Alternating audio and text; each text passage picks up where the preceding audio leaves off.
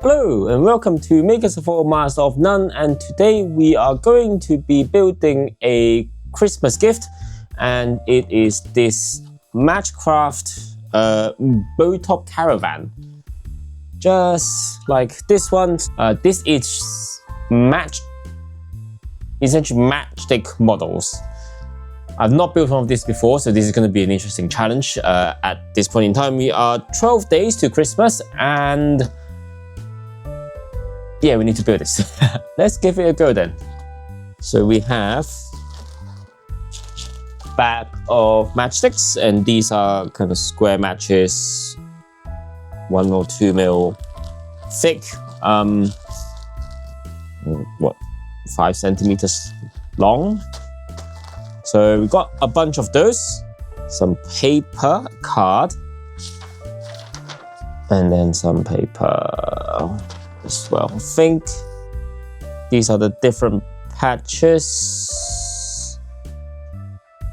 Don't know how they work. So the model is a clad structure, clad with matches. So the matches are glued to the card with woodworking adhesive. The layout of the matches can be varied if desired to create an individual model. Blah blah blah blah blah. The ruled areas indicated where to clad and the direction of the matches. Stagger the joints for strength and appeal. Do not worry if your matches do not follow the lines exactly, but too short to make the outline accurate. Cap base as shown. So that's the base. Place under suitable weight until dry to keep flat. Clad size B and C and ends D and E. So you've got your sides B and C, and then your ends D and E. That's it. Do not clad. Glue together A, B, C, D, E as figure 1, like that. Glue the roof F in place. Clad when dry. So you do this first. You glue it first, and then you clad it. And then clad shaft G, front springs F, rear springs I. They should cut both sides of the card. Okay, so it tells you when it needs to do both sides. Cut and dry, apply the sizes B1, C1. Make up the blocks for axles F. Okay, let's have a look at what else we have here. Some print out of kind of frames to use, I suppose, or like images to use in here. We are likely going to be painting this, so it matches less. We've got some Matchcraft wood glue, non-toxic, which is good to know. We have some wheels and also some metal strips, I think, to go around the wheels.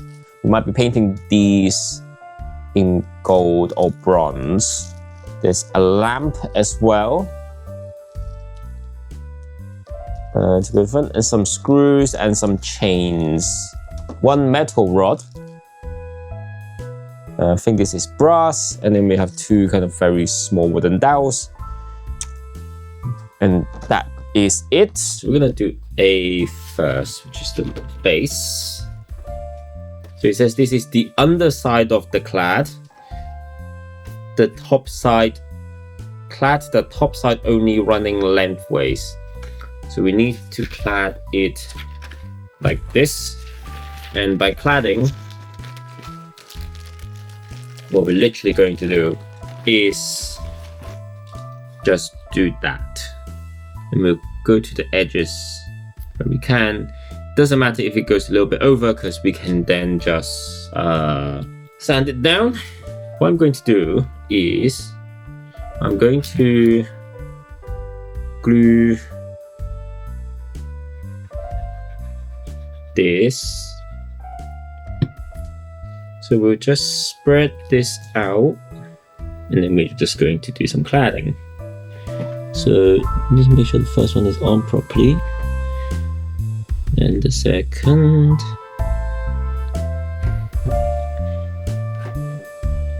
This is where extra glue comes in handy, just in case.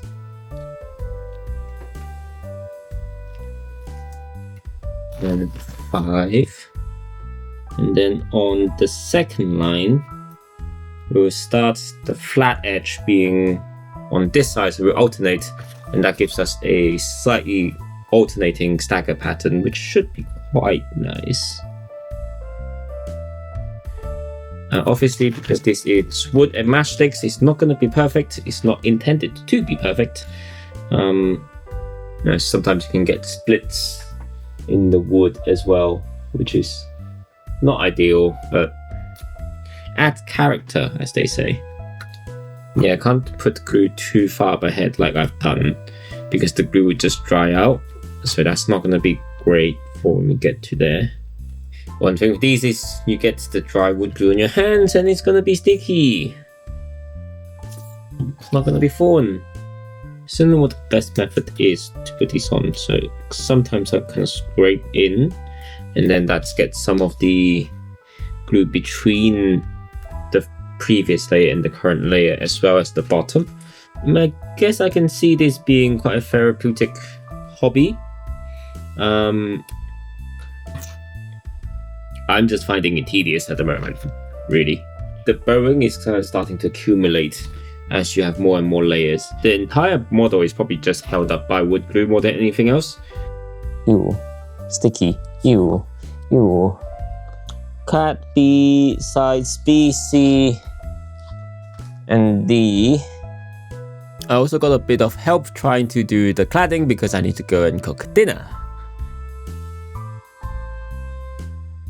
Right, it has been a night, so let's have a look at the stuff we have made. You can see it's a little bit bowed for this one. That one's quite a bit more bowed, and similarly these as well.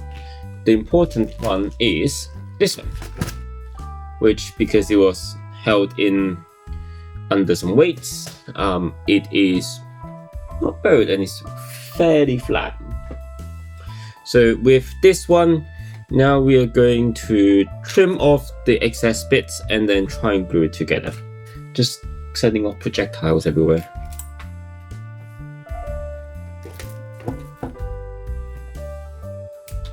Nope, still missed.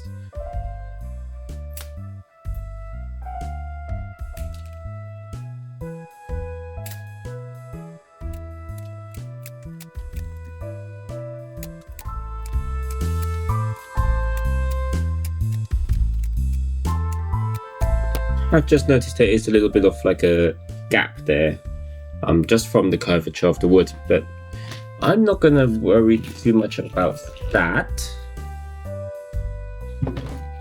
Okay, right, because we are going to paint these, we're gonna give them a quick sand just to make it a little bit more even. The decision was to paint and not stain at the end, so it doesn't need to be perfect in terms of that, but we are going to use our rotary tool because we'll be creating lots of dust. We'll be wearing a face mask. Yeah, that seems better. And now you can't hear a thing that I say.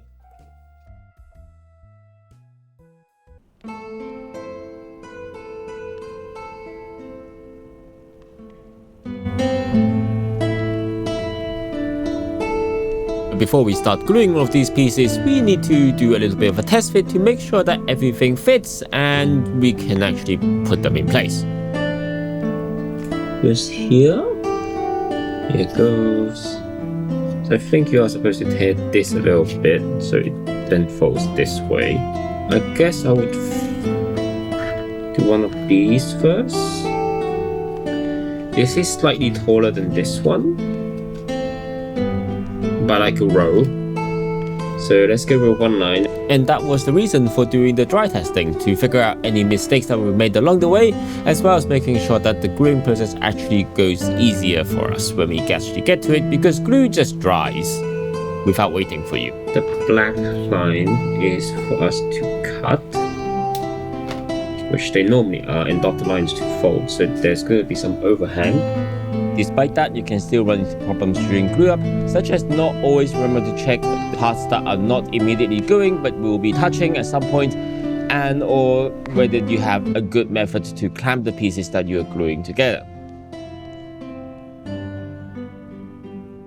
Vaguely in place, I'm also going to start gluing at the bottom of these as well, just so it's a little bit more stable, because at the moment it's very not. Well, that was fiddly.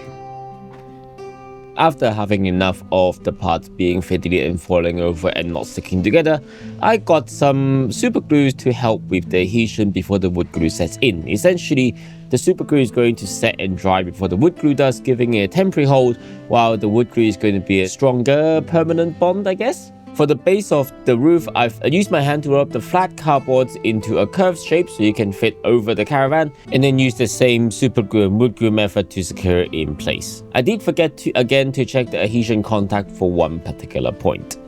Once the glue has dried on the main structure, I then just added the clads in. Nothing too special on this one, just the same as the main ones from before. I did run out of the wood glue that they supplied me with at that point, so I have to go and grab my own. The first thing we're going to do is we're going to trim off all of these excess bits once I manage to find the snipper, which is here.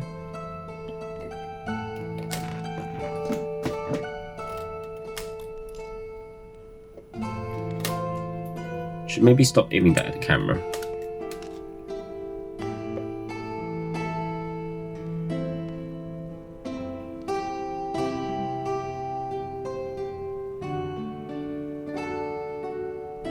Can we fix this part? I'm guessing the answer is no. It's got a big hole, but we'll try and fit it in with some planks on the underneath as well. So what we're going to do now, I think, is we'll lay the inside of this and the inside of this, using most of the offcuts from here. And we'll see how that goes.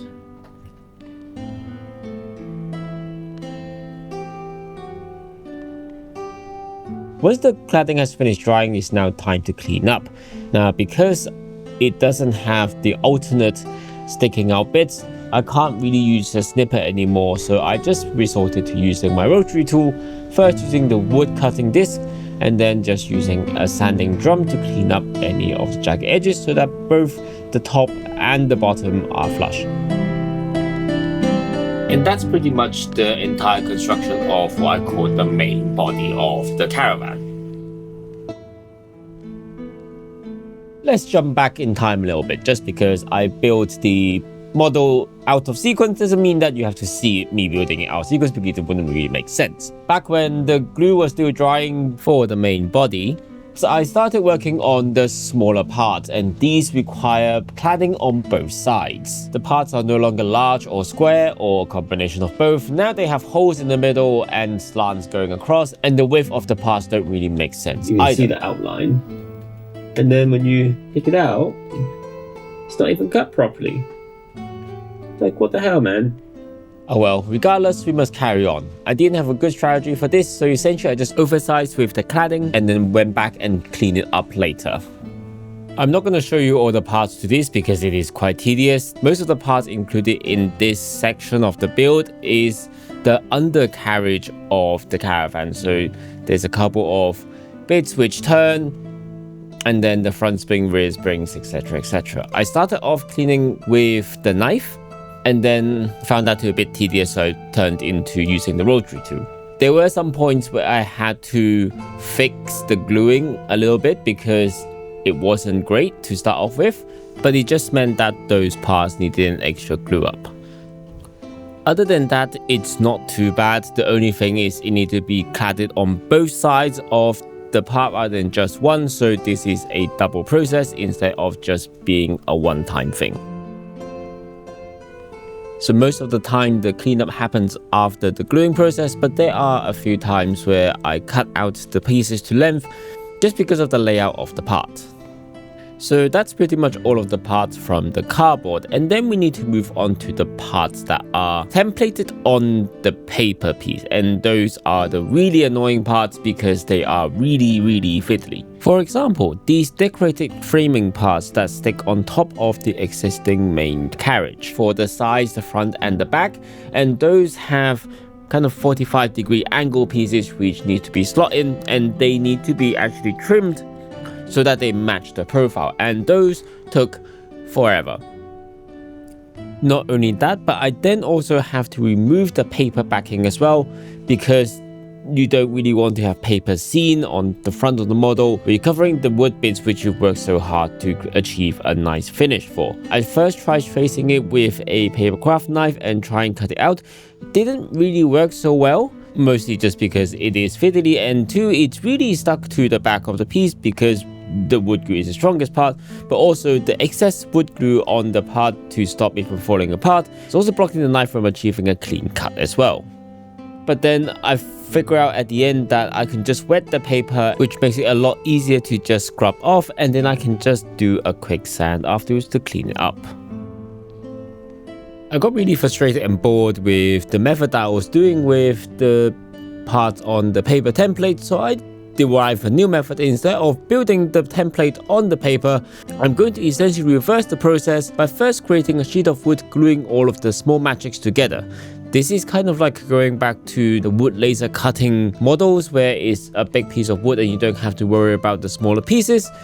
This means that I can then cut out the paper template into the shape that it wants and then stick it onto the sheet of wood, meaning that I don't have to deal with fiddly little bits trying to glue them together, but just clean up bigger pieces of wood, which is a lot easier to handle. I think that pretty much covered all of the methods of creating all of the parts, so let's have a look at the assembly, which realistically is mostly just gluing things together, including the undercarriage parts, which were the double-sided cladded parts, with 2 pieces of paper in between the part that is attached to the carriage and the part that is attached to the axle, which essentially creates a turning axle, which has a nut and bolt going through it, the stairs which are just glued together, the decorative framing which first required a bit of trimming so that it fits into the main carriage. The rear axle was just glued together, as well as a box at the end, and both were just glued to the main carriage on the bottom. The actual axle itself was the brass box that we saw at the start, but apparently I couldn't find a part for it to attach to the wheel, so instead we had to resort to super glue in the end for assembling the wheels. And pretty much that was it. There was a few more assemblies to do after doing the painting, just because of the way we felt it would be. So let me know in the comments what you think, how we did on the colors and details, and let's have a look at the final results.